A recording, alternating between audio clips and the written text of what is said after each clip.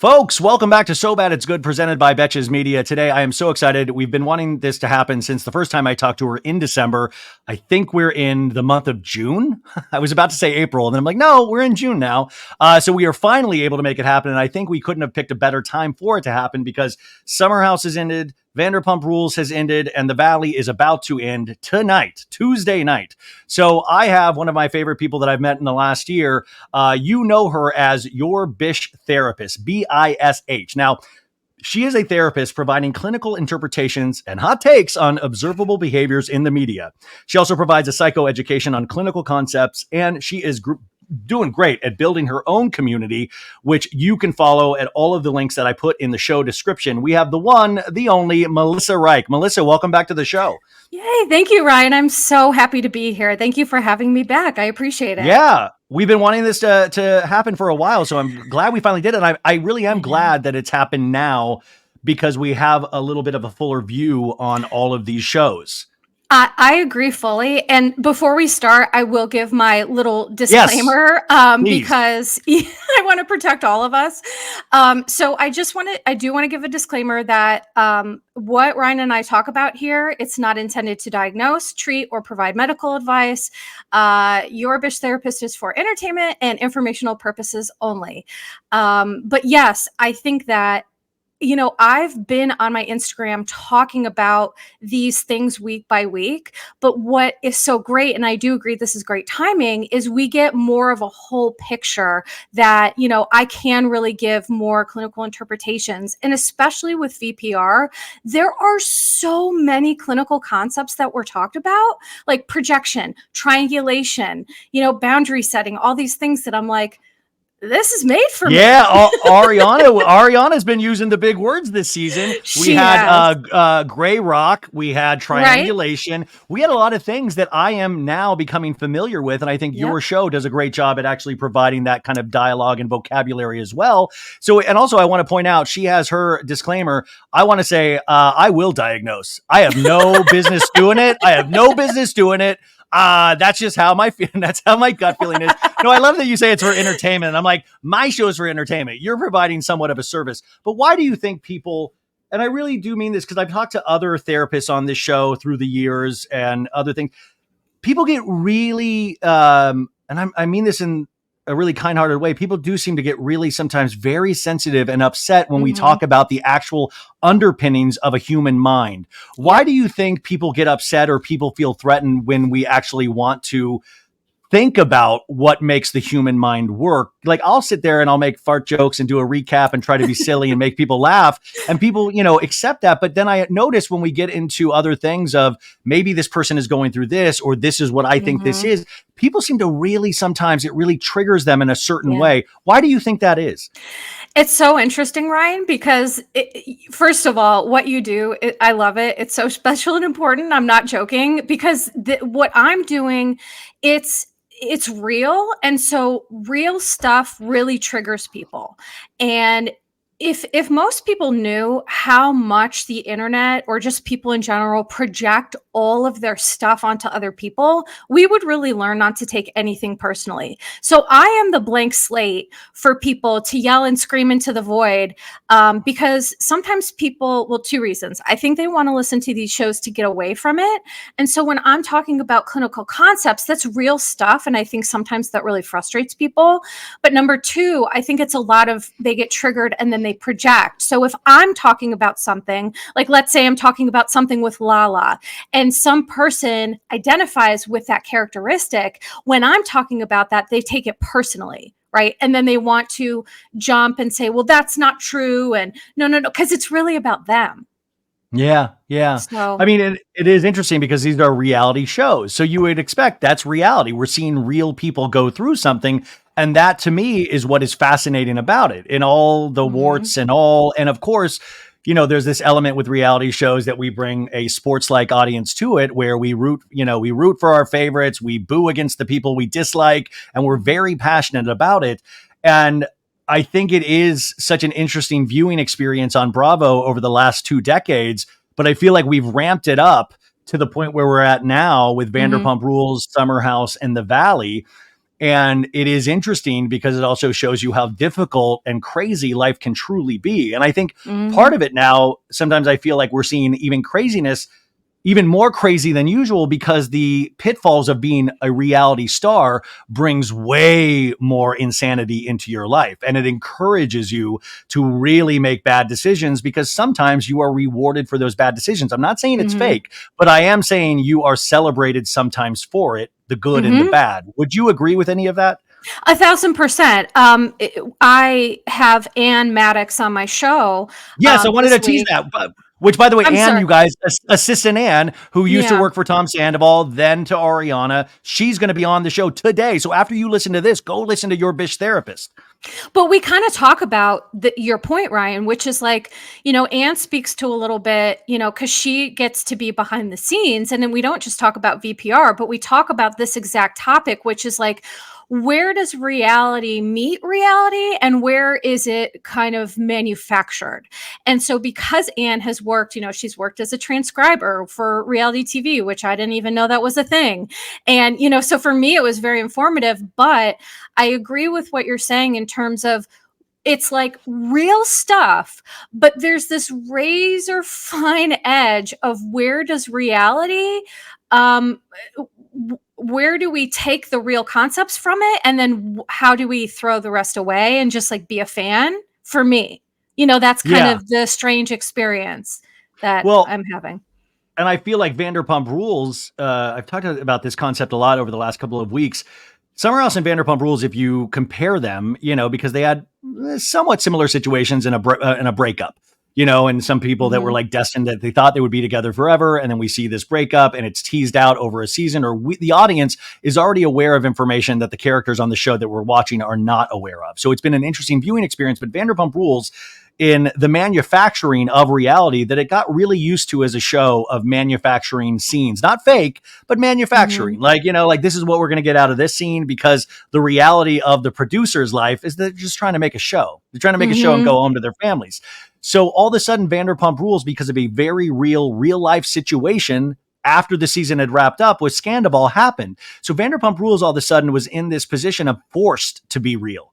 They were forced to be real. And that's what we saw this season, which is such an uncomfortable viewing experience that we felt like, oh, this is weird, because this cast that had been used to not faking, but manufacturing certain things and being led by producers, were all of a sudden forced to have very real conversations on things that happened behind the scenes. Now, Summer House, they almost not lucked out because, we saw them really experience very real pain, but they were forced to have these very real fights, very real conversations. And we saw that, especially in this last episode of Summer House, of Carl and Lindsay's final conversation, which was really gripping. And psychologically, I would love to talk about some of your interpretations of that. But I think it is weird. That's the Vanderpump Rules thing of the reality behind the reality behind the reality, is that they're now catching up to the audience demanding them to be real people all of a sudden.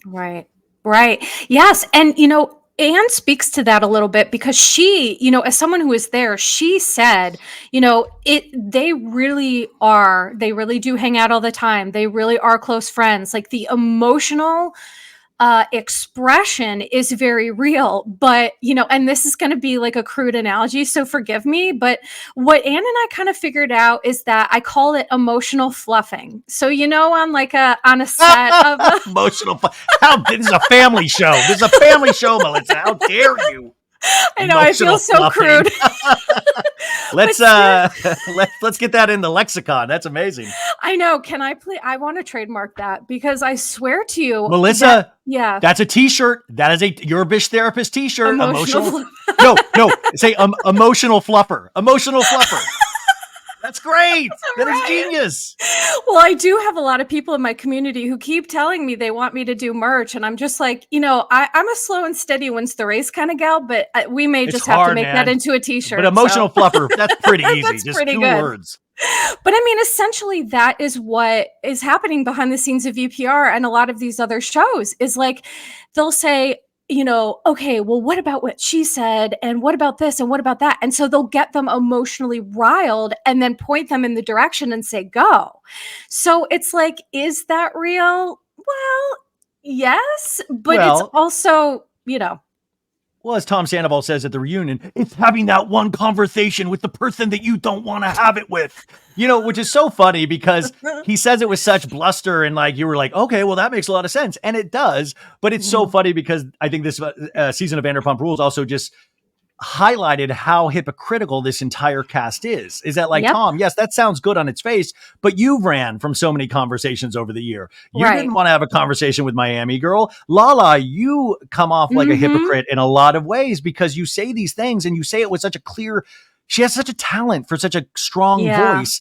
But then sometimes when you compare it to, other years and other things that she said, sometimes those arguments fall apart. And I guess I'm trying to remind myself that we all do grow as people.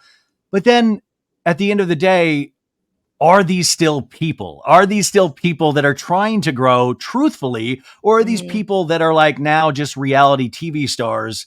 And that has so affected who they are at a fundamental level. Can I say, so my interpretation of VPR is kind of the last part of what you just said. These are now reality stars. Like Sheena is now Sheena. She's not, I feel like these are people who have taken on their role. And for me, Summer House is a good example of a show that does it well, where they're still really good friends. They're real down to earth people. They have real jobs. They do real things, but they also really bring the reality and the drama and all of it. So for me, Summer House, it's like, if I didn't have Summer House to compare it to, I may not have felt so icky about VPR, but I kind of do. I feel like I don't know possibly where it could go from here, if I'm being honest. Where there's money, there's a way. Where there's money, there's a way. And so, to my point is that if we do another season of VPR because of where there's money, there's a way. And listen, you may be right. I don't know how interesting that'll be for my purposes. Listen, maybe it'll be entertaining, but for example, I'm not covering Jersey because to me, there's nothing of clinical significance to really cover, if I'm being honest. And, the clinical significance that I would cover, I'm not going to because I value my safety and my peace. So no, I was saying that on today's show is the same way as like Jersey makes it hard to cover because there's so much that comes with it. And there's so much fandom that is like toxic, like the show is. Yep. Where like even storylines, like there is a storyline between Margaret and her husband about the death of her previous husband, which I found interesting in terms of loss, just from a personal standpoint. I found that interesting, but I'm like, well, it's stuck on a season of a show that like is very shackled to a lot of really bad vibes right now.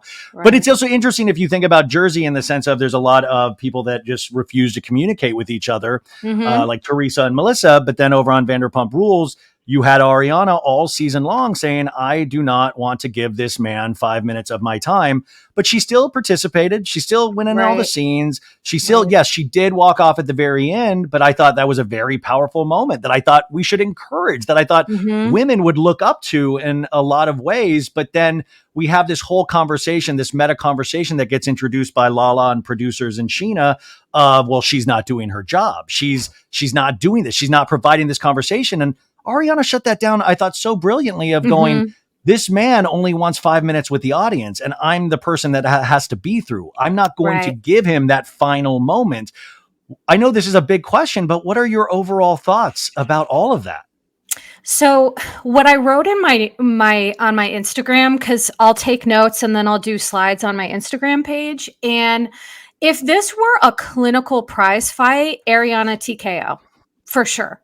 Because I can tell that Ariana has a really good person, whether it be a therapist, a coach, whoever, like I can't assume I know, but the way I hear her speaking, the language I hear her using, the graceful boundary setting that it's a masterclass, sincerely. And I know people are tired of Ariana and they want to hate her, but clinically, she did everything like if I could, as a therapist, tell my clients, say, hey, this is what this should look like I could use that as like information for people. She did it that well.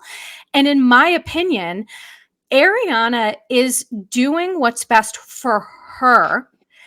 And that may not work well for the rest of the cast. However, that's not Ariana's problem, if I'm being honest. The rest of the cast wants to make it an Ariana problem, but it really isn't hers. It's not her responsibility to have everybody keep their jobs. Like I if know. What a Bravo pressure blew, that they put on I people. know, it's crazy. It's like, Ryan, if Bravo and reality TV blew up tomorrow, we'd have to pivot. Like I couldn't sit at home whining about, person X, Y, or Z, or, Bethany when she was trying to do this reality Yeah. reckoning. It's, Yeah. we cannot put that much power and onus on somebody else. We just can't. It's absurd. Well, and that's why I find it so great, so interesting to see how Ariana takes that in and processes it, because the show has never really been faced with all of a sudden making somebody a superstar.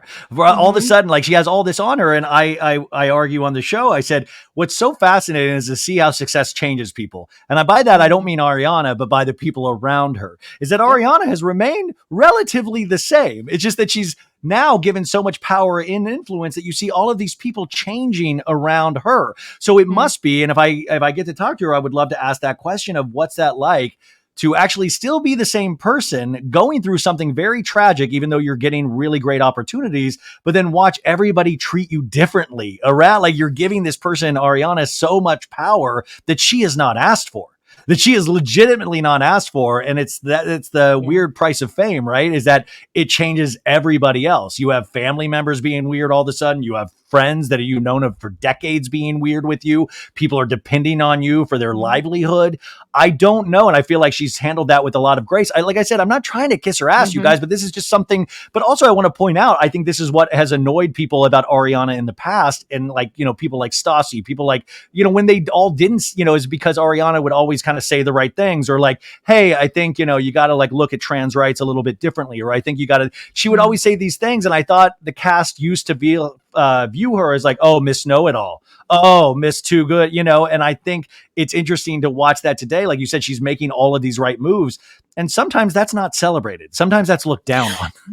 In fact, Ryan, I would say it's usually not celebrated. And I do want to point something out is that in real life, all it takes to change the dynamic of a group is one person setting a boundary, and Ariana shows exactly what that's like. When you're in a group of friends, right, and you maybe don't have certain boundaries, or the situation changes and your boundaries need to change, people do not like boundary setting. And so it was a great, to your point, what you're saying is all the people around her are changing. She's not changing. She's always been that same person, that quiet, dignified, effortless boundary setting, but it's pissing off the people around her. And that truly is like a microcosm of really in real life what happens when people, let's say they have an unhealthy family dynamic or friendship dynamic, and they use a boundary and it's never well celebrated or appreciated, because people are always like, wait, what is this? I don't like this. And there's always a pushback.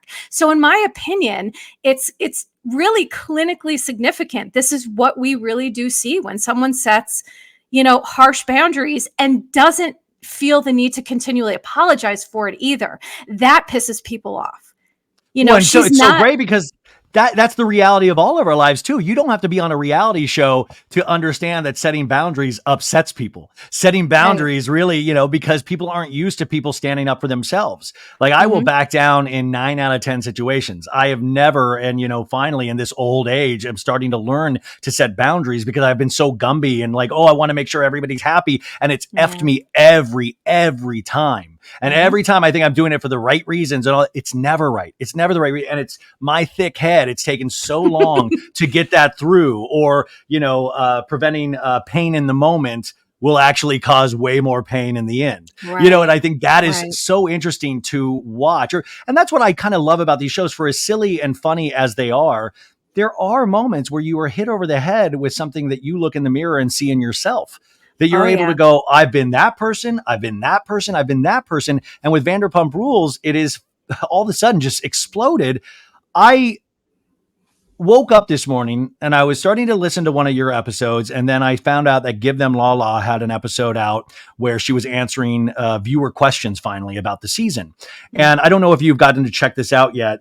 I have not. Well, so it was just interesting just to hear her speak, but it's still it still feels, and this is just from my gut, is that it feels like she, even though she says she is not angry, even though she says all of these things, it feels like she is. It feels like she, and if you think about the character of Lala, it's a very proud, tough character. And at the reunion, Lala is such an interesting character in the moves that she made, and also almost what I felt is elevating herself above everybody, of saying the way that all of you move, the way that you all talked probably behind her back to me, and now you're like this, and I didn't get that same grace. I didn't get this. Me, where Sheena will say, when's it about me, which is so classic Sheena, and part of the reason why I love her. But Lala will do it in a very different way. And I feel like even in today's podcast episode, she was talking about the audience. She says, well, sometimes I think I ask the questions that the audience wants to know.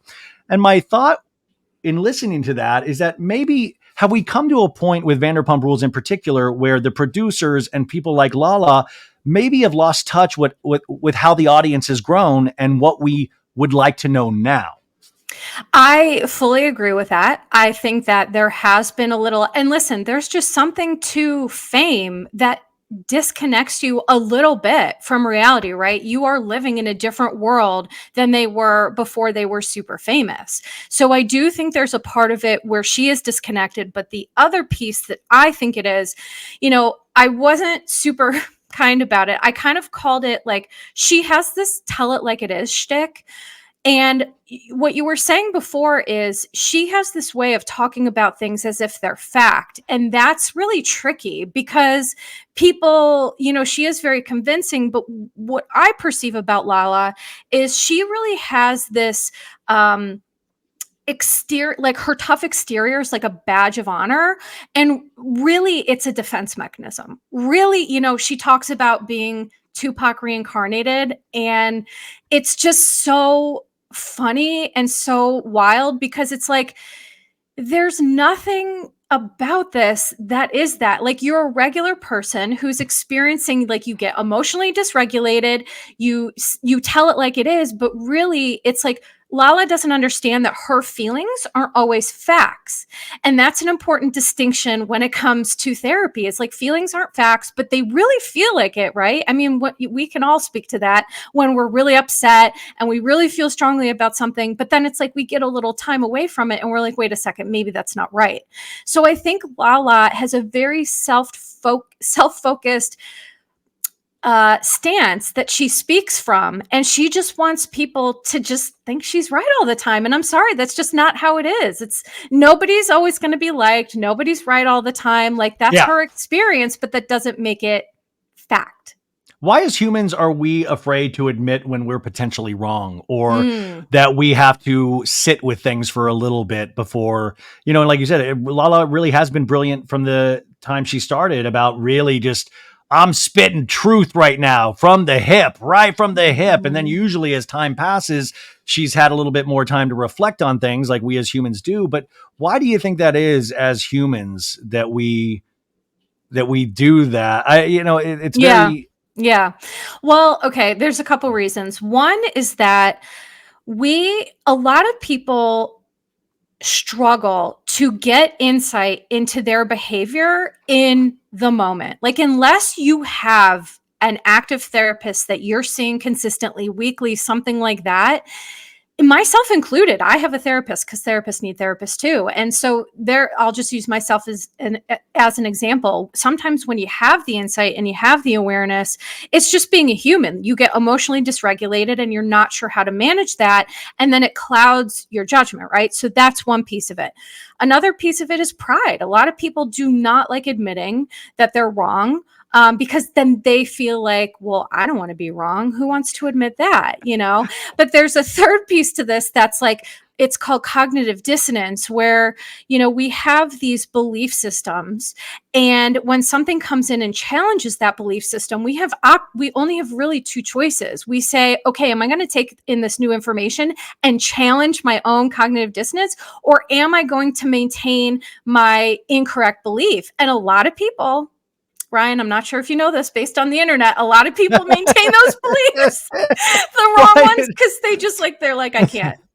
Well, it's so funny because I don't think it's a talent, but I think it's one of those things like, I'm pretty good with admitting when I'm wrong. Like I'll even admit when I'm wrong when I'm right. Like I'll be like, yeah, okay, I'll take that. Yeah, I'll take that. It's like one of those things that I've never had, and I think maybe that comes from low, like insecurity, all of these things. So it's Mhm. very interesting because I'm like, well, why can't Lala admit she's wrong right there? And you don't take into account how prideful she is, the history that she's had, the Yeah. reasons why she is the way she is, and just because hey, you want to say I'm wrong? That's fine. Maybe I am wrong. I'm fine with that. Doesn't mean that everybody has that. So I think sometimes I'm Right. watching Lala with that kind of like, what the F? Come on, man. Like, come around to it already. Like, it's Yeah. okay. It's not going to make me think any differently of you. And part of like being on this human experience, this journey is Mhm. finding out these mistakes that we made. And do we learn? And believe me, the universe will show you time and time again until you learn. Mhm. And that what I've is maybe we can learn to love that journey instead of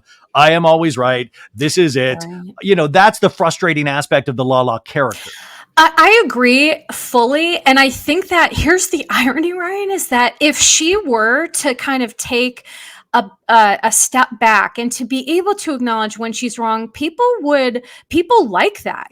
People value, when people are able to say, you know what, I was out of line there, or as Lala would say, I was out of pocket.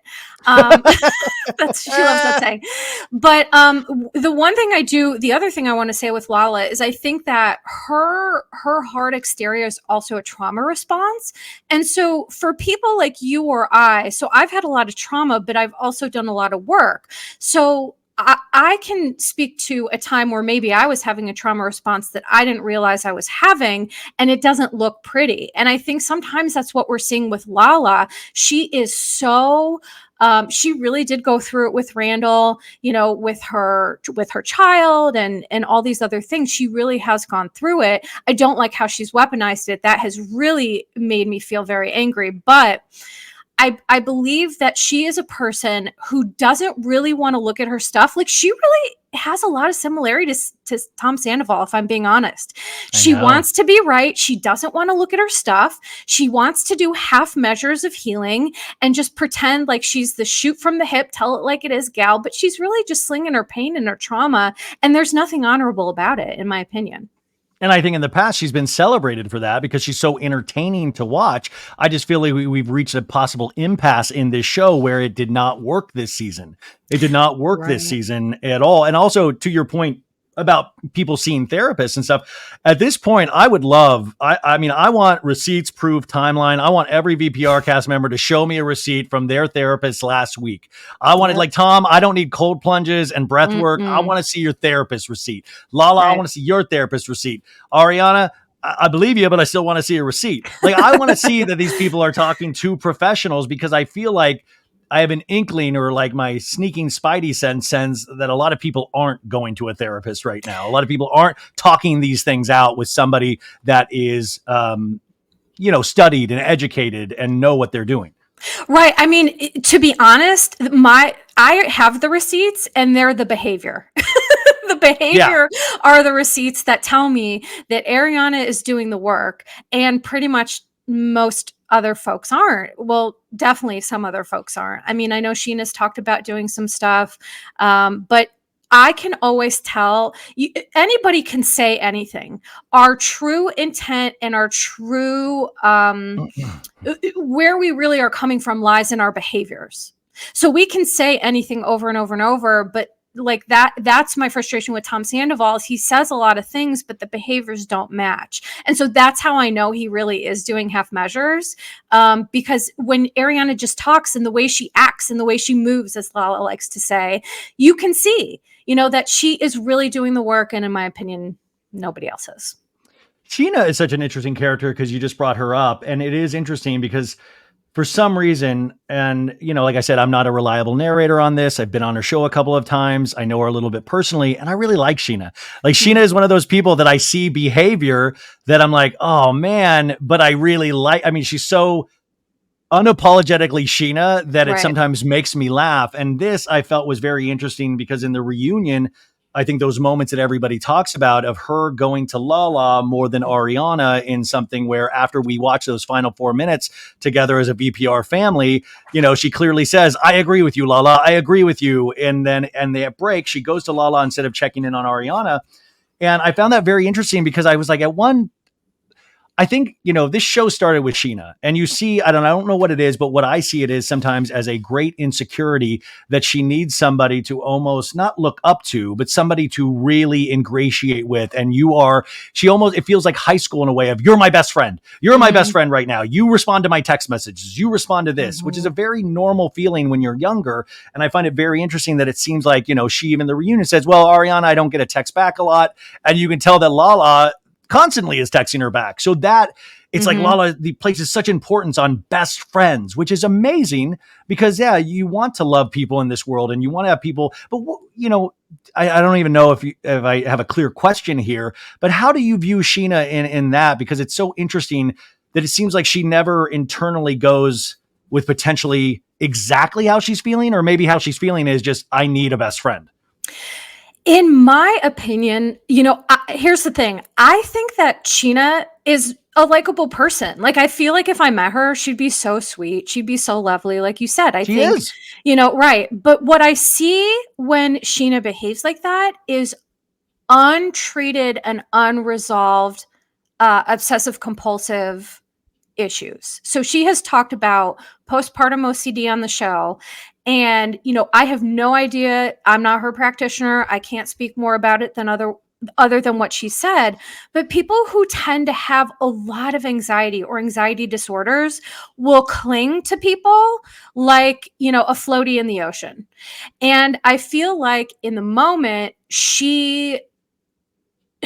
okay, how do I say this? So I know nothing about this behind the scenes, but in my opinion, it looked like she was trying to preserve this relationship with Lala because Lala can be an intense person when she's upset.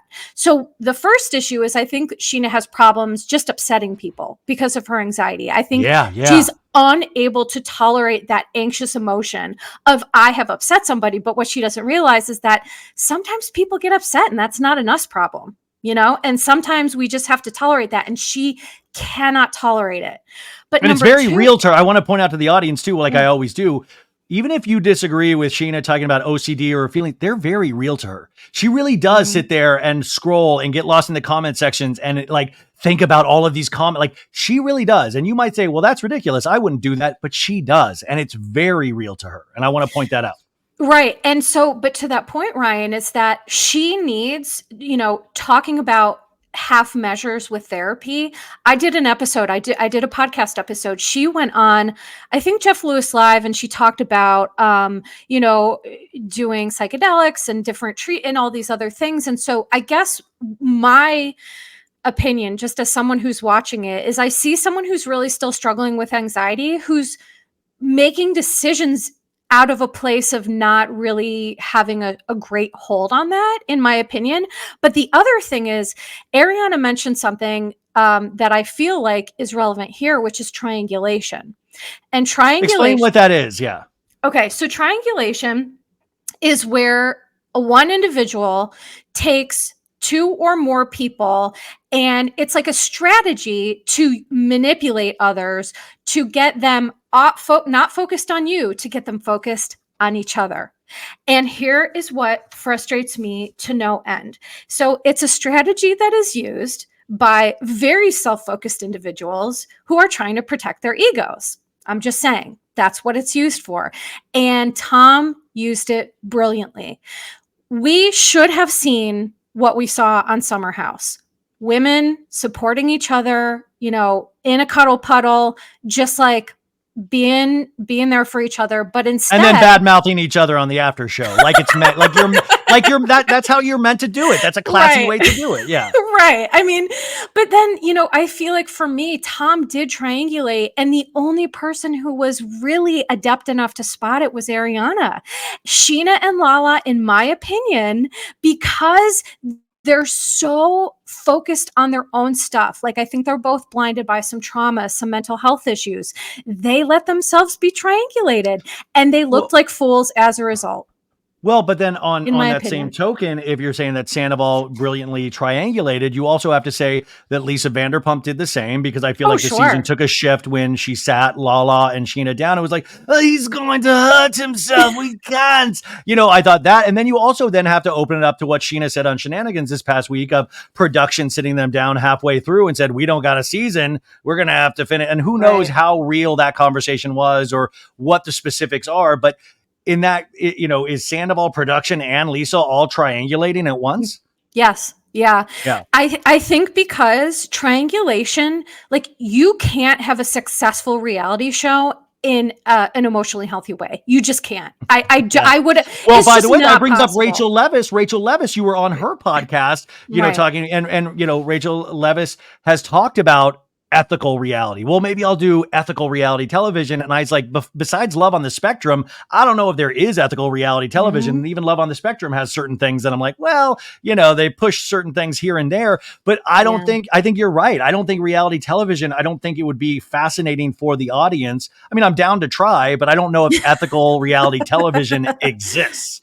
I don't think it exists. And I have a couple people, they're like you should do like a people's couch type of thing to watch these shows, to give your insights. Like to Yeah. me, and not just me, I mean there's a bunch of people who could do it, but I think that would be the closest thing to ethical reality that we could get, is just like all I An try to after do. show. Well, take these concepts and let's make something good out of it. That's my whole platform, right? Take triangulation, help explain to people what it is, help display what it is so people can take that and then use that in their own lives. But yeah, I just don't, I think that reality TV is icky. And that's the other thing is that, like, I realized, I'm 43, Ryan. I don't know how old you are, but when I started 20, watching 23. I'm 23 years old. 23. Okay, 23. great. That is a fact.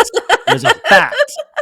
So we started watching these shows when we were in our 20s, and now we're in our 40s. And guess what? We're grown, and we don't Are want we? to. Are we? Well, No, I get. No, I know. I know what you're saying. I know what we're you're saying. I know more what you're saying. grown. Yeah, yeah, yeah. But I think that what we're seeing here is a desire um, to to see people grow. And so seeing Lala Yeah. do the same stuff, that she was doing on season 1, and she's doing that same stuff now, it's tired and old, I feel. It is interesting that you brought that up, and I think I was mentioning it on today's show, is sometimes about Jersey, why I don't invest in it more full is because at this point, I don't believe in growth. I don't believe in growth for those people on that show. I've kind of given Right. up.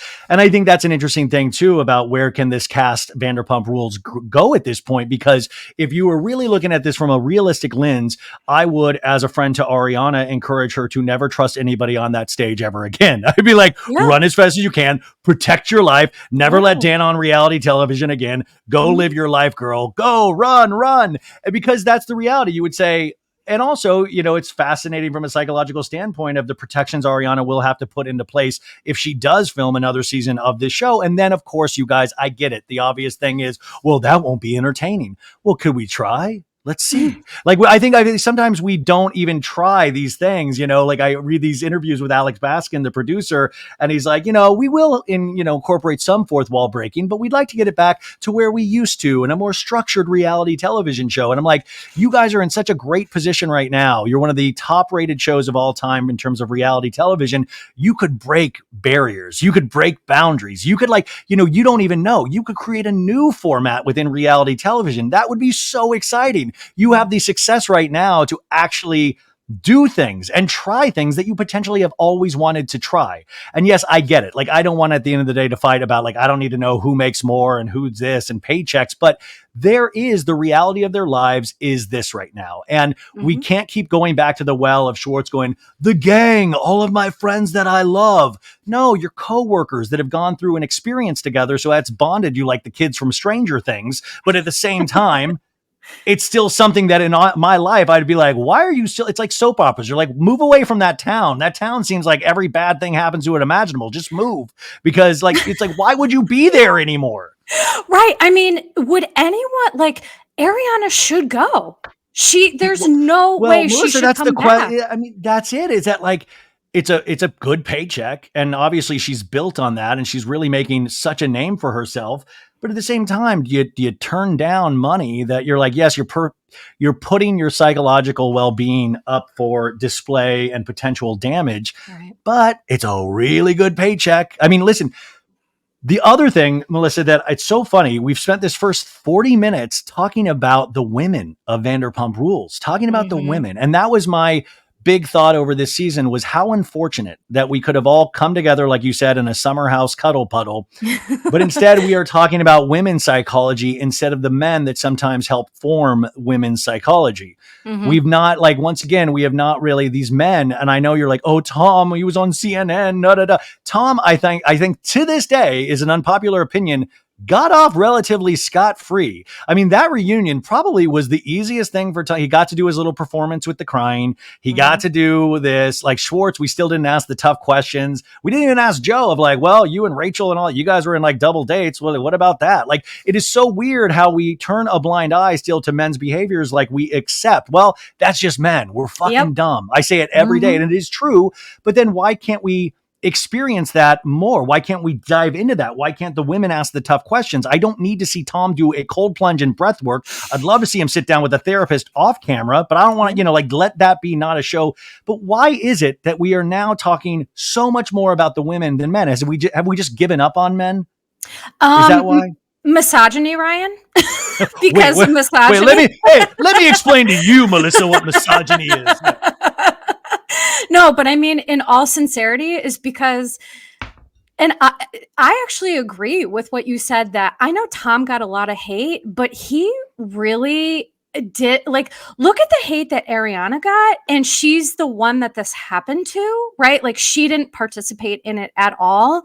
So I find it so wild that Lala and Sheena would talk negatively about Ariana to Tom. I was just like, You can see his boner. He's like, I know. Tom must have been shocked at like, wow, this is going a lot easier than I thought it would. Like, this is awesome. Well, exactly. And so I think that it's it's a mixture of misogyny, and men just do get away with a whole bunch.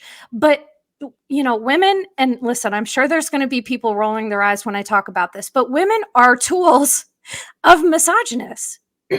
They are. Women have to be. Why would women, and I'm not asking it, I'm sorry, not asking a dumb question. Why are women tools of misogynists? Why do you think? Here's how I think Lala and Sheena became tools of it, is that allowing, production and LVP and Tom and Schwartz to triangulate, to continue to be like, this is like, he tried to steamroll everybody in terms of like, we need to continue this show for our livelihood.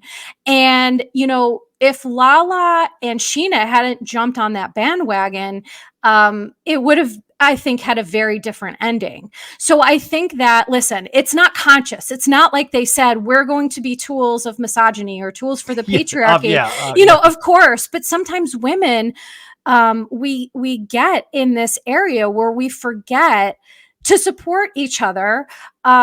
And we just get caught up in it all. And I think that Tom and production and LVP, they use that to their advantage, because here's the thing. I do think there's a lot of misogyny with LVP. So you don't have to be a male to, have misogynistic views. Oh, that's the one. Like, as much as I love Lisa and I love joking about her, I will say it is so obvious how much better she responds to a male environment than she does to Nicolaine. Oh, Nicolaine. Sorry, I just love saying Nicolaine. But it is weird. Like, even me, I'm like, man, like, Lisa really, like, they're just naughty boys. Naughty boys. I want to give them a spanking. But then the women, like, you even in that reunion, Lisa responding to Ariana, which in a sense was kind of like this nice thing of like, sometimes it's okay to walk away. And I couldn't tell if she was trying to mend fences or she was trying to encourage her of like, get the F out, like, walk away from this show entirely. Well, do you know what I think she was really doing? Is, remember we talked about before, is that with cognitive dissonance, we can't hold two different beliefs at the same time. And so Lisa, is someone who didn't show up to a final reunion, who just left and pieced out. So if she gave any different feedback to Ariana, she would be hypocritical with herself. And the one thing Lisa can't be is wrong. So she's Well, not that's going to great. do It's that. such a great point, and it's very interesting that Lisa will not allow herself to be hypocritical, but Lala sometimes will. And I find that interesting. Of Mhm. like, I do wonder if Lala is able to actually take notes, or eventually, as time passes, learn from these mistakes. I don't think she has yet, but it is very interesting to think about that. And also with Lisa, she said in that thing of like, "Well, you do a reunion to reunite. I had no desire at all anymore to reunite with any of these ladies." And I thought that was so interesting of just like, oh, I fully walked away and cut all of those people out of my life, and I'm better for it in so many Mhm. ways. And I thought that was such an interesting thing. Um, Back to the men, though, I do want to say when you use terms like triangulation, and Tom Sandoval really did that perfectly to some degree, is that Tom, and can you take us through in your experience? Do men sit there and go, "Well, I'm gonna use the old triangulation. That's what I'm gonna try to do the triangulation. This didn't work, so I'm gonna try to triangulate." Because there's no part of me that believes Tom has learned the word triangulation and is, so we come up with these terms and I'm like, well, that makes a lot of sense. But obviously, I don't think Tom's sitting there and, to this day, he will not admit that he has any kind of narcissistic tendencies. Oh yeah. What goes through a man's mind? Is he literally saying, well, this is like, is he making plays like a football team? How do men sometimes approach these situations?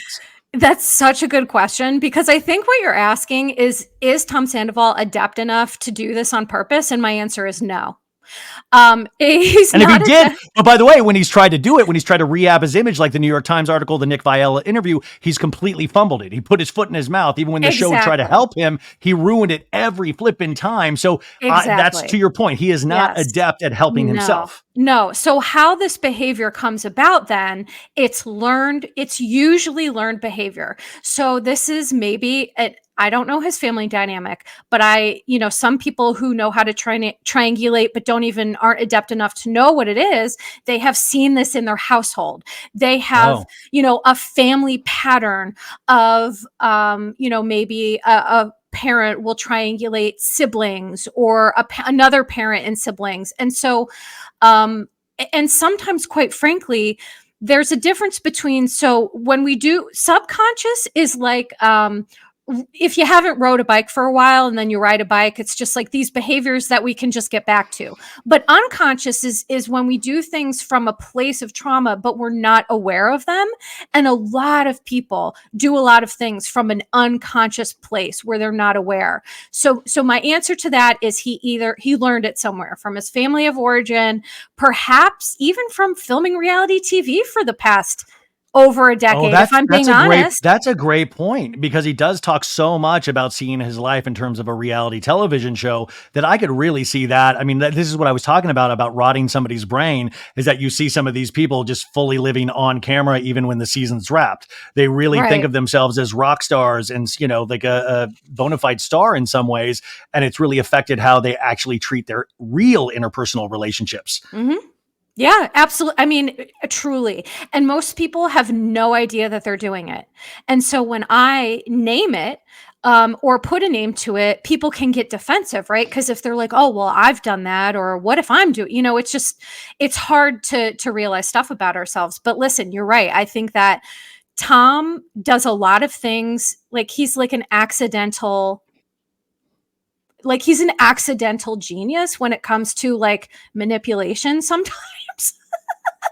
Well, Not I mean, like genius, that's the wrong no, word. I made a joke. He's the Forrest Gump of manipulation. Like he's like, Kind of. like, I know what manipulation. I'm not a smart man, Ariana, but I know what manipulation is. Basically, I mean, yeah. Yeah. And, listen, I really am not here to completely crap on Tom, because that's just not what I do. No, But he's a human being. Like at the end of the right. day, They're we all do. humans. Yeah. But I mean, he and Schwartz, they just have such a toxically codependent relationship. And the other problem is, I think that when you are in an echo chamber of just like people who are like, yeah, you know, you had to do what you had to do, or blah, blah. You know, I think that Tom has gotten a lot of echo chamber of stuff from Tom Sandoval and from some other people in his life that makes him think that, like, oh, I'm doing this right. And it's like, no, but you aren't. Because Tom Schwartz is, I would argue, one of the most avoidant men on Bravo, period. Yes. Period. But I also want to argue that Schwartz is smarter than anybody gives him credit for. I think he Oh, for likes to, sure. like, I think he likes to be taken on that ride. I think there's an emotional laziness to him, and I Mhm. think that's why people like Sandoval. It's like, oh, dude, okay, you're gonna handle this. Oh. That's why I was like shocked that he would even consider, even though if it was for a storyline, whatever, that it would consider moving in with Tom. I'm like, what an idiot! What a way to, Yeah. like, you know, establish yourself as a person by going right back to the source and having a roommate that is Tom Sandoval. I mean, you just see all of the mistakes that will be made. And that's why these men will always, you know, you're like, oh, I don't know how season 12 will work. Well, I do. It's right there. They're going to put it on Mhm. the backs of Sandoval and Schwartz and, like, really, you know, hedge their bets on these men will continue to make the stupidest mistakes imaginable. But, like, at the end of the day, you want to hug Schwartz. Like, it is going to rely on the back of that. Yeah. And that's what we see on the Valley, is that even when you get older, even when you have kids, you still are Jax Taylor. Jax can't escape himself. Well, if here that and that's the thing. And these VPR people are in real danger of becoming a Jax Taylor. If we prioritize reality TV over our true personal growth, that's how Jax is created. Sincerely. Are you You telling know? me these people are at risk of moving to the Valley? Are you telling me Oof. that? Well, Ryan, I'm not kidding. I thought when one of the things, going back to what we talked about, was Sheena going over to Lala, I really felt in the moment it was them trying to secure their spots on the Valley. Um, you know, like, if they feel that Ariana is done and she's useless to them, like, because it, you know, she's, if she's setting her boundary and now it's like, oh, well, you're no good to me, so let me go to the person who I may have something with in the future, if that makes sense. I also got that feeling a little bit with that, but I have no idea. That's just Well, my I see. guess. I push back on that just a little bit, just because well, first off, I found it fascinating that Sheena moved 3 blocks away from Lala. And if you have any kind of concern for your husband hooking up with somebody, you might not want to move 3 blocks away from them. So I was like, man, that's got to really affect her worry at the end of the night. You know, like, even though that's her best friend, I truly believe that was a real worry at one point for Sheena. But regardless, in terms of the Valley, I do want to also tell, like, the Valley's a great, successful first season show. It has not overtaken Vanderpump Rules in any way. The second season will do a lot to actually cement it, if it's going to really fly or not. And, you know, I think they're great for pop-ins, but I don't know. Like, I think, of course, Sheena and Lala would love to do it. They love to be on TV, Sheena especially. But I don't think that show obviously needs them. And I think they probably at this point realize that. But I don't know. Like, I don't know if they were hedging their bets, but it's an easy thing, I think, to say because they want to continue to be on reality television. I just think there still is enough room, even though people will disagree with me all day long, they will find a way to make Vanderpump Rules work for season 12. Even if it doesn't include some of the people, that is a money-making property. You know, at the end of the day, these shows are there to sell soap. They're not there to, you know, we find something useful out of it. And you're Right. able to actually do science, you know, psychological interpretations and actually help people through it. But they're looking to sell soap. That's it. Exactly. You can sell the most soap with Vanderpump Rules. And so I don't know. Sometimes I just don't think that might have been that thought out, even though I think Sheena would love to do it. I don't think it was that thought out. So anyways, Yeah, fair. Yeah, I could totally be wrong. You know, you because still like, have you still have a little bit of time. I know yeah, I'm just having the best time, and I want to really talk yeah, about Summer House because we could continue to talk about Vanderpump Rules because there is legitimately so much to talk about after this I season know. because of the, like, this season was going to be what it was, you guys. Like, we knew it was going to be a rough season. We knew it was, and I don't think it's like we needed to get past that. Where we go in the future, I'm really curious about. And I think the reunion, unfortunately, might have made things a lot worse than it did make anything better. Like, you go to reunions to reunite and potentially try to heal things. And Mhm. I think if anything, this made things a lot worse for some people. And Ariana. I think production shot themselves in the foot, if I'm being honest. I think that it was like, well, Ariana, you're not going to do this. Well, we're going to force you to do it during the reunion. And then they shot themselves in the foot. That's how I feel. I Oh my God. think Did you, that, what? sorry, you think that what? No, I just think that they did everyone on that show a disservice by doing that little, what they did at the end. I don't, I mean, listen, it got them viewers, but it wasn't a good way to sustain the show, if I'm being honest. Yeah, I just don't think we'll ever know the truth, because I truly would love to know the conversations that production had. Like, or even if those conversations exist, we seem to talk Right. about them in like every minute thing we put a microscope on. And I wonder how intense those conversations are, or are they just trying to get home to their families? And that's like You're the right. thing at the end of the day, what I kind of think about it, like, are we potentially thinking way more about these shows than they are? Because in the reality, you're like hanging out people like Lala and Sheena, you're hanging them out to dry in some ways. And you're even cementing Ariana's celebrity status even further, because she looks once again like she has been wronged. She looks once again. We've seen it happen once with Sandoval, and then even that thing of Sandoval saying, of wanting to have that crying scene, and then at the very end of the finale, he goes, "Oh, it's good for me, dude." And you kind of see this Jinx hot mic moment that you're like, Right. dude, all along he has been betting against Ariana. All along, it's all about rehabbing his image, but they still gave him that crying scene at the reunion. They gave it to him. And that is tools for the misogynistic nonsense, right? That is exactly what I'm talking about. And this is what I mean when I say that it's not what we say, but it's our behaviors. Tom, time after time after time, has shown he is not sorry. I don't want to say he's not sorry, but he has not changed his behavior. Let me just be clear about that. In fact, I feel like I feel like it's more cemented. It feels like sometimes. And you know what? In all sincerity, fame and reality TV, when you have unhealthy personality characteristics, it cements those. So kind of to what we were saying about Jax and some of these people, if we either get bitter or we get better, and that's it. Those are the only two options. And so if they are going into this reality TV portal, well, then you're no longer living with us in reality. You're in that upside down, and you're kind of lost to it. But it changes who you are. And we can see that. We can see, Jax is like Tom's, like the ghost of Christmas future. Yeah, I always say that. Because I always think in Summer House, Kyle's looking at Carl, and it's like, man, Kyle, that's the ghost of Christmas future if you don't change certain ways in how you behave with Amanda. Like, I always think of like these people learning from other people, and do we ever really learn? And it really takes, I think, life handing you your ass multiple times before we even learn. And that's not even incorporating reality television. So I find that really fascinating. And if you have that compare contrast with this season of Summer House, which I thought was so amazing in so many ways, because not just the Carl and Lindsay, you had so many different relationships, and you had the Kyle and Amanda, you have the starting of Sierra and West and wherever that is, you have these different relationships that you can like zoom in on. And it is wild, because it was like a shared experience that we all knew the ending and the outcome before we saw it. But now you get to go back and look for clues. And Summer House this season started with a bang, because the first 3 episodes, when Lindsay's calling Carl Cocaine Carl, and I know he's on something, and you're like, oh, wow, I know exactly how this ended. And then the season goes on, and you see how relationships truly are a two-way street. And you see.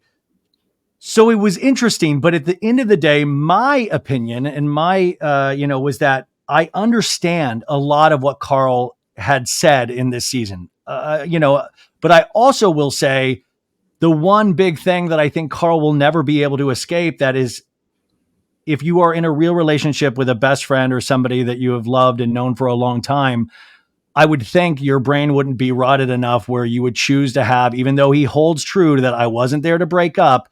I do not believe that. I think that is a complete lie. I think he knows it's a complete lie, but I think you do that person the honor or the service of having that tough conversation off cameras first, and then either reenact that scene or then have a fallout episode where you get people responding to that, like we've seen on Real Housewives of Beverly Hills. Like, Kyle didn't have the real scene with Mauricio on there. They had it with the family and them first, away from cameras. Or even Erica Jane, we didn't see her break up with Tom Girardi on screen. We saw the cast react. So my thing was, then it's like kind of poison, because I can see what he's saying in some instances, but at the same time, the way he ended that, and it just shows that, is that, in your opinion, ultimately because he was coming from this place of deep fear, not only in how the audience would react to it, but in deep fear of Lindsay as well, and that he couldn't do it alone because he is legitimately scared of her? Yes, that's generally what I believe. But I will say, we talked about Tom Schwartz being avoidant. Carl is extraordinarily avoidant. There, in my opinion, and people get really mad about this, but there are no teams. I am team everybody plays a role. Relationships, here's what I say. The only time a relationship is truly one-sided in terms of one person being 100% wrong is when there's abuse, right? When there's narcissistic abuse, something like that going on. But in every other regular relationship, everybody plays a role. It may not always be 50-50, right? When the whole cocaine Carl thing came up, I was like, oh my God. Well, I was like, Yes, I was livid. I was like, oh my God, that's your partner. And that's the one thing he's proud of is his sobriety. You know what? Right. But then it's like you see Carl acting, doing things that are so disrespectful, having all of these feelings that he's telling everyone except for Lindsay. And the final breakup scene, right? I agree with you 100%. It was clearly he knew what he was doing. I don't buy for 1 second that he didn't. I think he feels afraid of Lindsay and he was afraid of her reaction and he wanted like backup. But guess what, buddy? That's a you problem. He disrespected Lindsay and it just was not cool. When you are at that stage, you're almost ready to get married, you're engaged, you owe that person respect. You owe them a real conversation about good, bad, or ugly. This is how I feel. This is how I've been feeling. It sounds like Carl had a lot of reason to have fears and resentments, right? Finding out that neighbors called noise complaints. Oh my God, right? that was fascinating. Those little pieces of information that they were fighting so much, and it seemed like the more it went on, in the after show, you guys, I did this on the Patreon, but he even talks about, well, that night after that fight, I went to a hotel down the street that I've been to before when we've been in a fight. He said, I've been to this hotel before, so they knew me because I had been there when we had been fighting in the past. And it just goes, oh my God, this was a dark relationship. And the other, you're exactly right. But then bringing it back to Lindsay, everybody's like, well, there's no way she could be blindsided because he's been telling her even 3 days before. He said, listen, I'm starting to have real serious doubts and really questioning things. But at the same time, is there any play in as humans, I've been in this position where I've believed in something so intensely that I have not seen any sort of warning signs, even though they've been like right in front of my face to all of my friends and family, but I have not seen them because I'm like, no, that would never happen. So I do believe in that moment, she was completely blindsided, even though, because I also think Lindsay, I keep saying she was forged in fire. She has a very different background and she was raised very differently, where I think she was used to those intense conversations on a daily basis. Yes, to all of that. I think that, and here's the thing. So remember we talked about feelings versus facts. I think that Lindsay, like you said, she had serious denial, serious minimization about this relationship. I do agree. I think that Lindsay shares something with Lala in that Lindsay has a lot of trauma.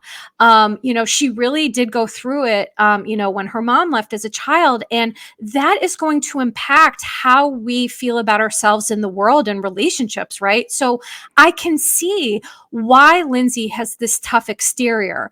But what she has to understand is that it's a trauma response. It's not a badge of honor. It's not something like, I don't think it serves her.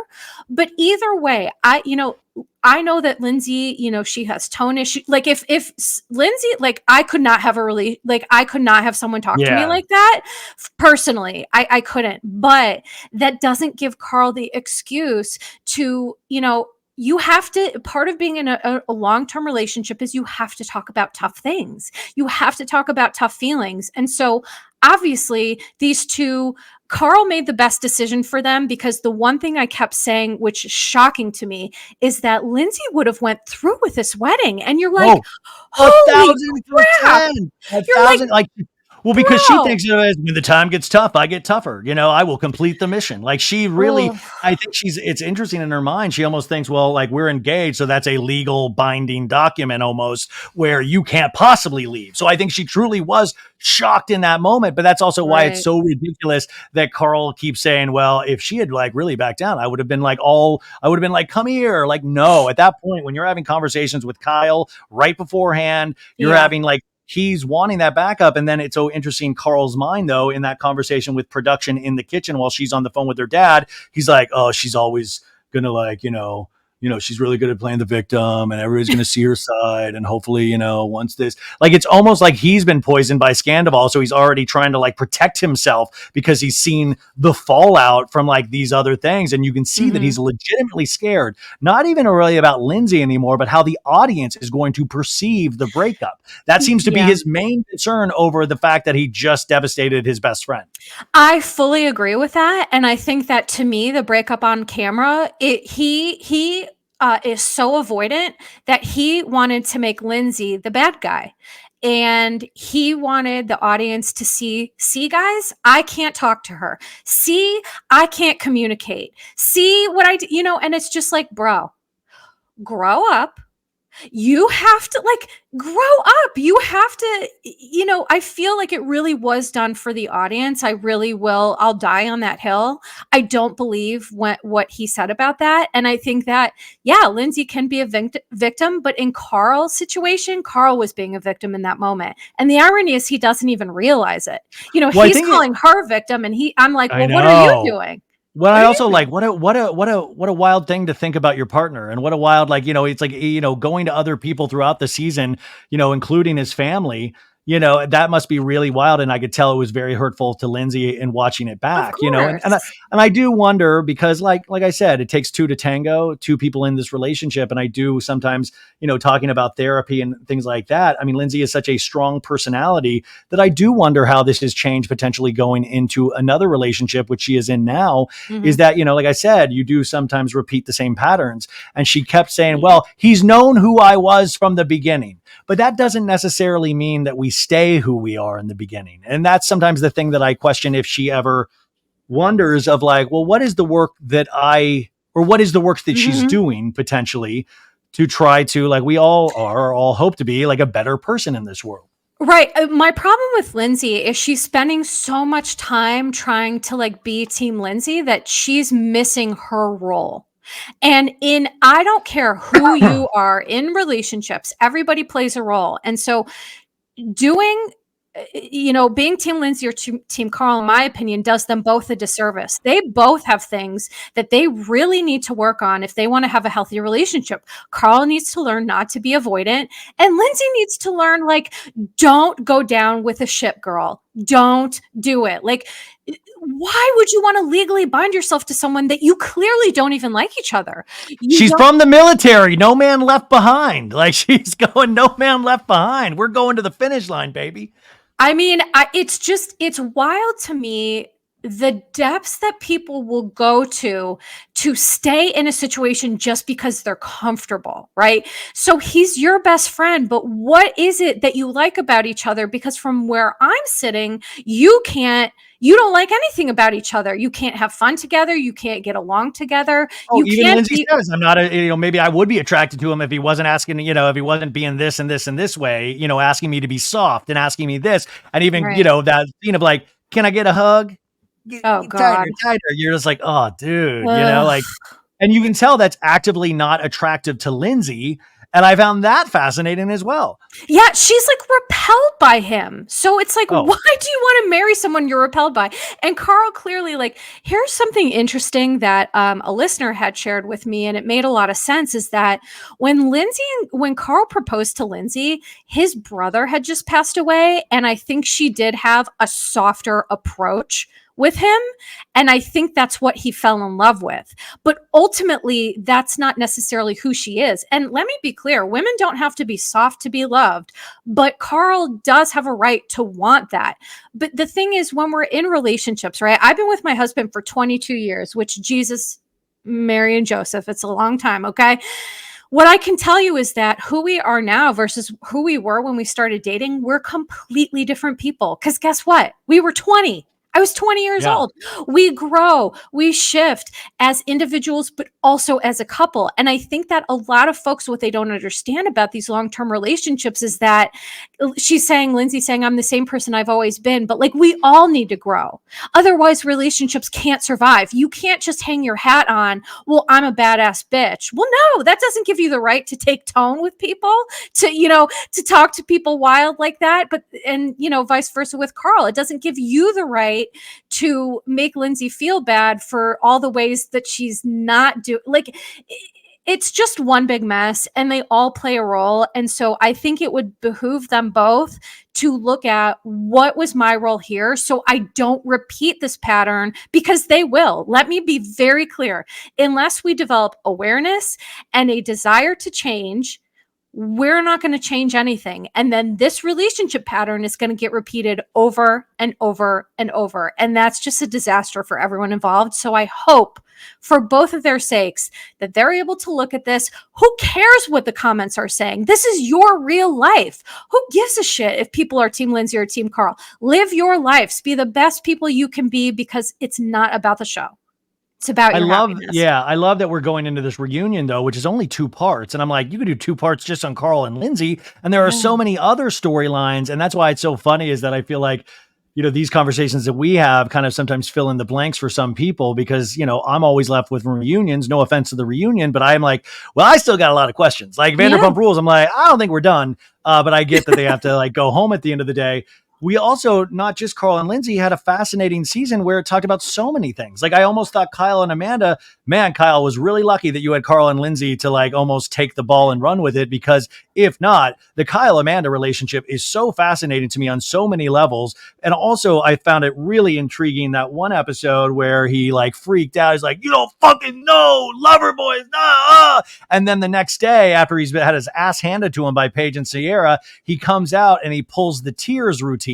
And Amanda seems to be really like, she always kind of falls for, not saying that Kyle doesn't really have depth of feeling, or he doesn't, but when he cries, it seems like that is really that thing where Amanda's like comes and cuddles him and hugs him and almost seems to really buy into that. And I thought, is this a tactic or is this real? I think their relationship is endlessly fascinating. Here's the thing. I fully agree. Their relationship is so fascinating, but it gets overshadowed by Carl and Lindsay's toxic nonsense. But here's the thing. Kyle didn't get past. They're like the same. I can't. Yeah. Kyle didn't get past me this season because I did this funny post, and I'll share with you all because I'm sure people will appreciate this. There's something clinically called king and queen baby.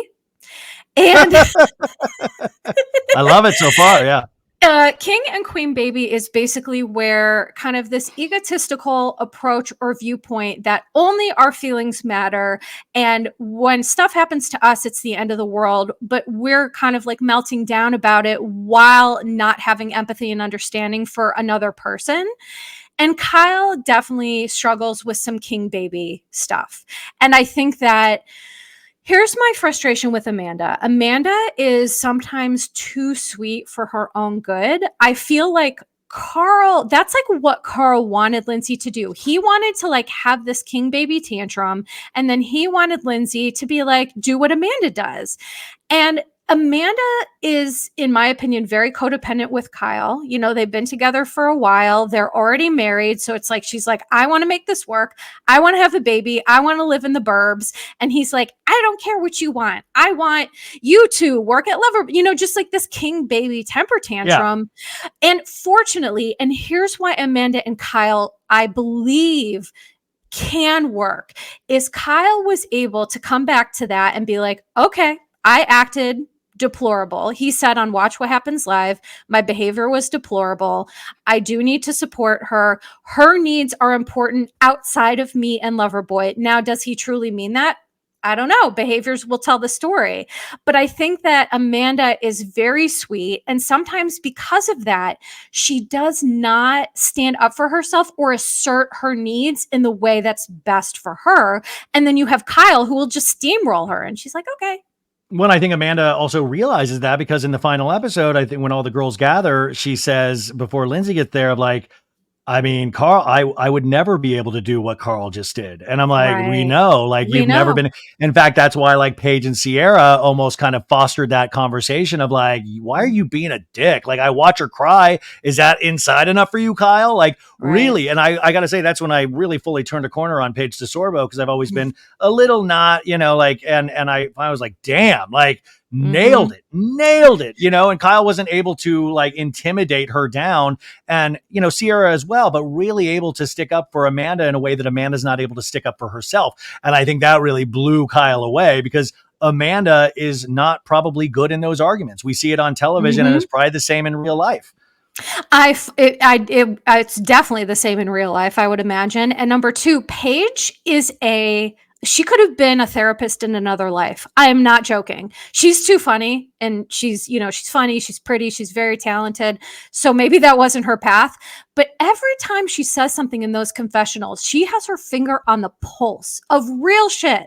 Like, there will be some things that I watch with my clinical brain that I'll notice and other people don't. And Paige seems to get that. And I think that Paige says things in a way that Lala should take notes. Paige is a good example of someone who says it, quote unquote, how it is, or says her opinion, or shoots facts, but she does it in a way that's either it's kind or it's palatable. You're able to hear it in some way. It's not nasty. It's not, and maybe there's a little humor, which always helps that. So I'm glad you're on the Paige bandwagon because I am the conductor. Man, Woo-hoo! and well, because I used to really give her a rough time, and I think deservedly so for just laying in bed like a slug. We've got her out and active. She's been up. I've rarely only seen her in bed, a handful of times. I'm joking, of course, but I also say another credit to Paige is that it's very interesting to look at all their relationships and look at Paige's. And the thing with Paige and Craig, are you going to move to Charleston? Are you going to move to New York? And it's like really great because here is another woman that I think, that obviously why she's so popular is because women look up to her because it really is interesting of like, she's got so much going on for her right now. And she does, I truly believe, love Craig. I truly believe that Oh, they are yeah. going to be fine, that everything is going to work out. But Mhm. she's standing up for herself and just saying like, like, listen, I don't see this yet. I would rather him move to New York. And I'm like, she's telling the truth. And in doing so, they will figure out how to work on this together as a couple. And that will ultimately show their success because they're going Yep. like, I think in a normal situation with a woman, they would back down and be like, I guess I'll just go to Charleston now. And I guess I'll just go. And I guess you could say that for Nia on the Valley as well, not wanting to move to Santa Clarita. But it is interesting because normally the woman would back down. And I think Craig does love Paige enough where I do think that he will eventually really just move to New York because to me, I mean, what do you see in terms of communication with that couple in particular? I have gotten a lot of pushback about this, but I think Craig and Jesus. Sorry, I get tongue twisted after a while. Paige and Craig are end game. And the reason why is because Paige is Paige from the jump. She's going to self advocate because that's what I feel like I hear you saying. Like she self advocates for herself and she's not just going to go and do something because she's the woman and she should do it. I've had a lot of people on my page be like, well, she's, it's not fair to Craig. And it's like, who says? Because she's the woman. So she's the woman. So she's supposed to just be like, okay, I'll be a little Stepford wife and I'll go to and it's like, Paige has every right. She's never been more successful or famous or young and beautiful and all these things. She's smart. She has things going for her. Again, this misogyny that we always go back to, that why does the woman always have to compromise? And again, I think we see what that looks like with the other relationships on Summer House. We see how that's affected Sierra, right? With all of her relationships. We've seen how that's affected the other couples. And I think that they are endgame because they're having real difficult conversations. Paige is not just giving in. Craig respects and understands where she's coming from. And they're both at the base of a relationship. What you have to have is communication, trust, and respect. You have to have that, and they both very much do. So, and on top of it, they actually seem to enjoy each other's company. Like they actually seem to enjoy each other, which some of these other couples, you're like, it seems like you guys hate each other. Like, so it's like, even when you see, or I'm sent like things of clips of them when they're just hanging out away from cameras, they seem like they're having a blast. And that's, for me, I've done couples therapy, and I had one indicator of whether the couple would make it or not. And it was when you ask them, how did they meet? What were their faces? Did they reminisce? Were they smile? Were they happy? How do they talk about how did they meet? That tells me a lot about where people are at in their current relationship. And Craig and Paige, they just do have this like real love, like real, like, the chicken, the sweet names they have for each other. She calls him chicken. And they just really do seem to have a love and a respect that, as long as you have that, honestly, you can get through everything else. Can you get through reality? Can you get through reality television? That's the question. Well, it depends how much they want to make reality TV their livelihood. And that's a good question, because I've seen reality TV take even couples that, in real life seem great, but they just takes them right down. So, which is so great, because they really do have other avenues of employment, which I love as well. They got the Giggly Squad, and they got the Sewing Down South, and it's like amazing. And then finally, of course, you mentioned Sierra. We have an interesting thing about a burgeoning relationship between Sierra and West. And, obviously I do not think that they are together anymore. And I think, we all potentially wanted to see that. And I think there was a frustration from, like watching a male and going like, oh man, he's like, but it's like, this dude's in his late 20s in New York, got the world by the balls, and he wants to use his balls as much with other people, probably because he has the world. Like, he thinks he's got the world on a string right now. And he probably does in some ways. Well, there was a preview. I don't know if you saw this, Ryan. There was a preview for the Summer House reunion, and West admitted that there were a lot of fans that he felt female. Yeah, a lot of female fans that he, kind of fell into. And so, what I watched at first, I loved West and Sierra, but I'm like, Sierra has a bad picker. She picks emotionally unavailable men. And the thing I appreciate about her is that she knows that, and she's aware of it, because no one is more emotionally unavailable than Austin Kroll. Nobody. Like, Austin Kroll is numero uno. No, maybe Shep. They race for first place in terms of emotional unavailability, sincerely. And so I think that Sierra needs to look at what is it for her where she's picking these emotionally unavailable men, number one. And number two, yes, he's young, but like either step up or back away. I feel like he used too much of a situationship. He used too much of Sierra's, like, she didn't want to make it a thing or try to be too needy, but it's like, having a need for love doesn't make you too needy. And I just think that West is too young. He's still got a little F-boy in him, and Sierra needs someone who is emotionally immature, who treats her, the way she deserves to be treated. And that is not West.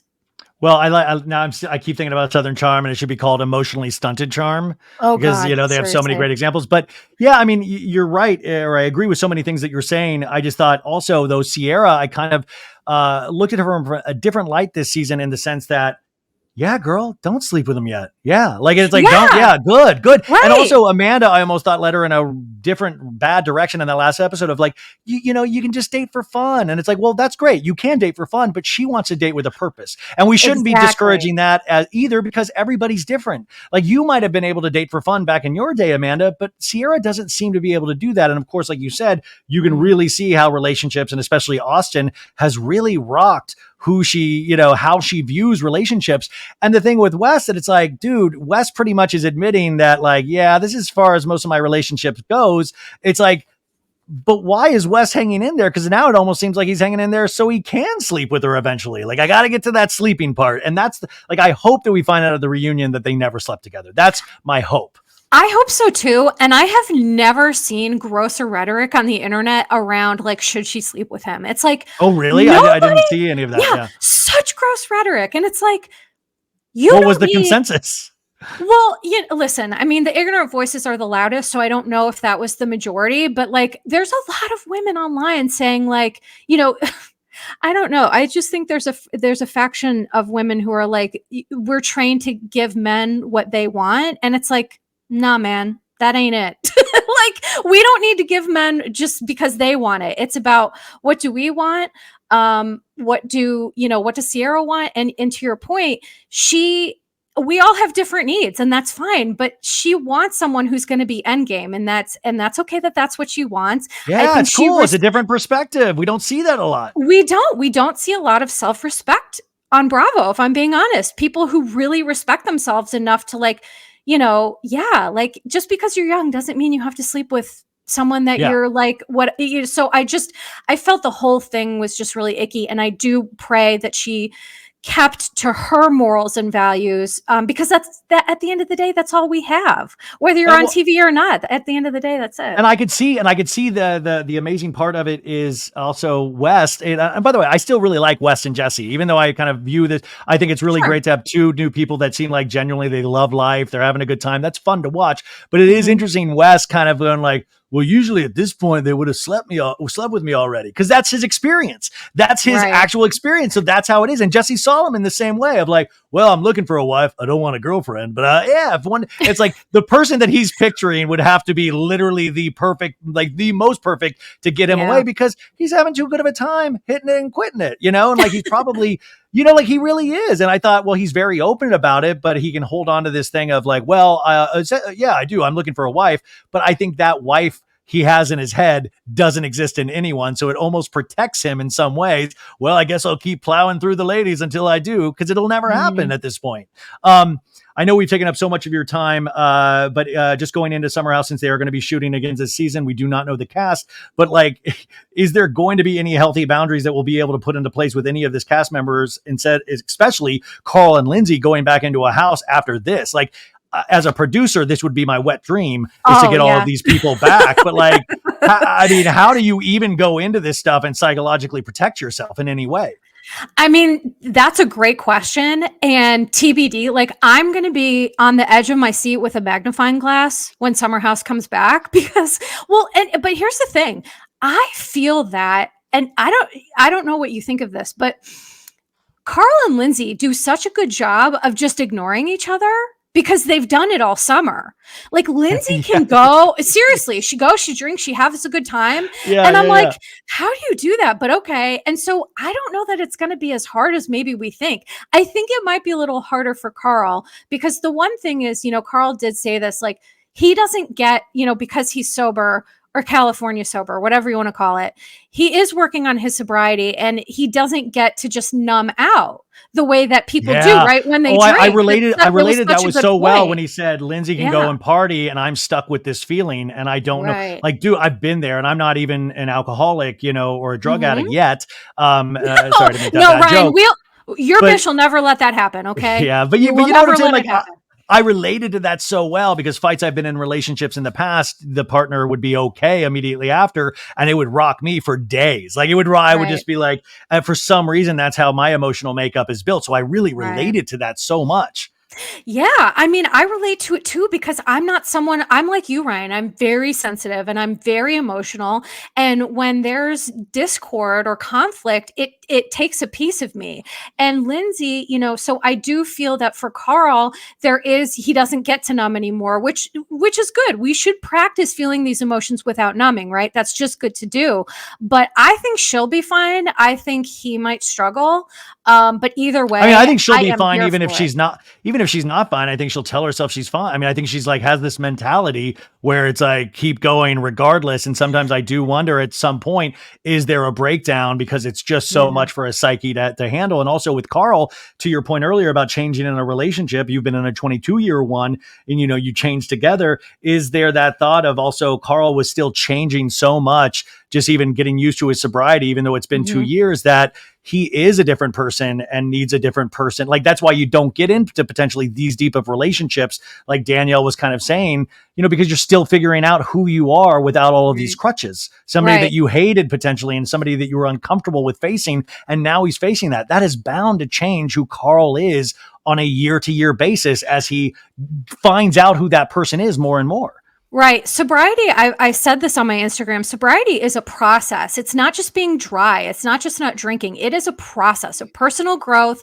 development, looking at our character defects, growing on that. And so I think that Carl has a lot of growing to do, and he has changed a lot. And Lindsay hasn't necessarily done that, because I think she's still so stuck in her trauma response of being like this badass bitch, which I love. I think she's great in a lot of Yeah, I ways, love her. but Yeah. I think it will only be to her detriment if she doesn't look at some of this stuff and she just continues to try to wear it as a badge of honor. Because Lindsay, here's the irony. I think she acts this way because she inherently believes she doesn't deserve love. You know, when we a Mm, parent mm. when we lose a relationship with a parent, when a parent walks out on us, we don't stop loving our parent, we stop loving ourselves. And I think at a very young age, she internalized some of that. And this has led to some self sabotage in relationships, if I'm being honest. I think Lindsay actually self neglects. I think she needs to learn to meet her own needs and then bring a partner into it. Whereas Oh, Carl, yeah, yeah. No, I mean, mhm. no, yeah. It very much resonated with me. Yeah. Yeah. Sorry. And Yeah. oh no, that's okay. It just looked like it really did. And so I think that it's not that we have to love ourselves before we can love someone else, but we have to love ourselves enough and advocate for ourselves enough and understand our stuff enough to be able to be in a healthy relationship where when these things do come up, we're able to process it in a healthier way. If we're moving from an unconscious place, we'll just never get there. But Well, yeah. no, Lindsay said, or Carl said in those final episodes, of like, well, I've really helped Lindsay with her abandonment issues, And I also wondered if there was some way in that Lindsay was even being more and more potentially repugnant at times, in like almost of like, I dare you to stay with me. Like, I don't know if that's true, but like that was another thing that I was thinking, that sometimes we push away people Yeah. to almost test their boundaries. And if she does have abandonment issues, which was so weird for Carl to brag about being there for her abandonment issues when you're talking shit to Kyle about her. But Literally. regardless, I thought that was a very interesting thing, and what this is going to do to Lindsay's abandonment issues, because it's just going to more cement those issues. Right. And so your point is there is clinical roots in it, where sometimes when we have abandonment issues, which a lot of folks have, we accidentally act out our trauma, and then eventually that leads to pushing people away, but that's not our intent. Our intent is the opposite. But it ends up that way. And I agree with you, Ryan. I think that there was some of it that was like she was almost like I hate you, but don't leave me. Like, let's be together, but I'm not, it's just an unhealthy cycle and an unhealthy pattern that I think she needs to attend to more of her needs. Because anyone who is attending to their own needs would not stay in a relationship like that for so long. Again, it was more than just unhealthy. Like, we now understand that there were these rip roaring fights, and here's the thing: if you're getting in a fight with your significant other and you can't even stay in the same place, I mean, that's wild. Like, Or that's you're starting to threaten to record them. Like, that's you're oh like, yes, wow, Ryan. that's really like, oh, cameras are down. Well, I'll start out the audio recording. Like, that is Right. wild. You're already in a really bad Yes. spot if that starts getting pulled into it. Um, okay. Yes. If this conversation didn't convince you to go subscribe and rate Melissa Reich's podcast, Your Bish Therapist, 5 stars, I don't know what's going to do it, because this was fantastic. We didn't even get to Rachel Levis. We didn't get to Joe. We didn't get to so many things, but I know she does that on her own podcast. I know she does all of these things. So can you explain to the audience, what you're working on? Because I know right now you can Mhm. switch over to her podcast, and she's got Anne, the assistant from VPR, who has her and her podcast host. They have their own podcast. So I can't wait to hear that. But you've been working on so many things. So how do we support you? What's it all about? Thank you, Ryan. So you can support me by going to Your Bish Therapist podcast. You can find it anywhere podcasts are available. My content is free. And follow me there, 5-star review. That would be great. I get a lot of trolls. Like a lot. So any support Welcome. is what I know. Welcome to the shit show. I was called ugly. I was called hard to look at yesterday because somebody made a video clip of me on their podcast, and Uh, you're like, shouldn't go this close. And like, yeah, I know I'm an interesting looking person. Like, it's like people really love to try to hurt you. Like that's just, I mean, I they think what really it is. do. It's what we talked at the very beginning. People, the way we treat social media is very interesting. Yeah. I mean, listen, people are going to listen to this interview and they're going to project all sorts of stuff on us. You're going to get messages about, I hate her, don't have her back, blah, blah, blah. But at the end of the day, it's like, we just have to be true to who we are. And Ryan, please do not listen to that, because it's just, people do like to sling their misery. And I don't let it affect me anymore. So I'm giving that energy over to you. Do you really not let it, wait, I don't. Do you really not let it affect? Because it still affects me. Like I still carry wounds that, it does. I mean, like how do you do that? How do you not let something affect you? So here's how I will tell you I've learned how to do it. Because I am a very sensitive person and people accuse me of really awful things, which is just unfair. But as a therapist, we understand that when people say certain things, when you're in therapy with someone for years or doing work with them, they have moments where they lash out at you, where they're upset, where they may be unhappy. So I have learned how to manage that in an individual setting. I am using those clinical skills and bringing it over to this space because, the one thing I will say, Ryan, you and I have talked about privately, there was a point where I doing this anymore. I can't take the grief. I can't take the aggravation. It's not worth my peace. I'm managing a chronic cancer and all these other health issues. It's just not worth it to me. But I had a conversation with my therapist and we both agreed either I have to do this in a way where I can move past that stuff and not let it impact me, or I have to stop. And I made the conscious decision to take some of those. But for me, it was easier because I had those clinical skills already. I think it's just realizing that when that person who said that to you, she was slinging, or he, sorry, whoever it was, they were slinging their pain onto you.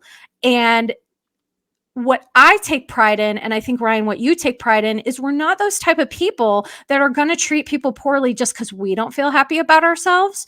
And so I'm learning to stay in my lane, focus on myself, to ignore the opinions that don't matter. Because you and I have enough people in our lives that if we're doing something, people are going to be like, hey, what are you doing? Right? They're going to give us feedback. They're going to let us know. So I don't need people on the internet telling me about my business when they don't know it. So I've just learned, hopefully that's helpful. Yeah, that's really helpful actually. Back to the podcast though, we've got these amazing things and a community that you've created. And I'm telling you, it's been a really wild ride, I'm sure for you, because, Kyle Richards has reached out and, the